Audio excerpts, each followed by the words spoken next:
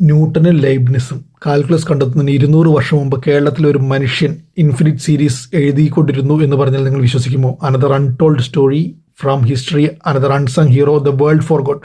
ഇന്ന് ലോകമെമ്പാടുള്ള യൂണിവേഴ്സിറ്റികളിൽ പഠിപ്പിക്കുന്ന പല മാത്തമാറ്റിക്കൽ തിയറീസിൻ്റെ പിന്നിൽ ഒരു മലയാളിയുടെ പേരുണ്ടെന്നറിയാമോ? അദ്ദേഹത്തിൻ്റെ പേര് മാധവ ഓഫ് സംഘഗ്രാമ. 1300-കളിൽ കേരളത്തിൽ ജീവിച്ചിരുന്ന ഈ ഗണിതശാസ്ത്രജ്ഞൻ ലോകം കാൽക്കുലസ് എന്ന വാക്ക് പോലും കേൾക്കുന്നതിന് മുമ്പ് ഇൻഫിനിറ്റ് സീരീസുകൾ എഴുതിയിരുന്നു. പൈയുടെ വാല് കണക്കാക്കിയാൽ അദ്ദേഹം ഉപയോഗിച്ചിരുന്ന സീരീസ് പിന്നീട് മാധവ ലൈബ്നിസ് സീരീസ് എന്ന പേരിൽ ലോകം പഠിച്ചു തുടങ്ങി.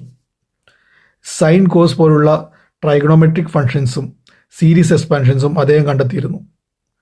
അതാണ് പിന്നീട് ലോകം ടൈലർ സീരീസ് എന്ന പേരിൽ പഠിച്ചത്. അതിലും ഷോക്കിംഗ് എന്താണെന്ന് അറിയാമോ?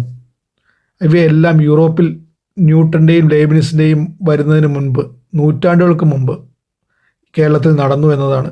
പക്ഷേ അദ്ദേഹത്തിൻ്റെ വർക്ക്സ് എല്ലാം സംസ്കൃതത്തിലും പഴയ മലയാളത്തിലുമായിരുന്നു.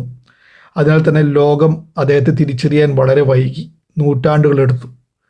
ഇന്ന് ഹിസ്റ്റോറിയൻസ് പറയുന്നത് ഒരൊറ്റ കാര്യമാണ്: കാൽക്കുലസിൻ്റെ വിത്തുകൾ അങ്ങ് യൂറോപ്പിലല്ല, ഇങ്ങ് കേരളത്തിലാണ് വിതച്ചത്.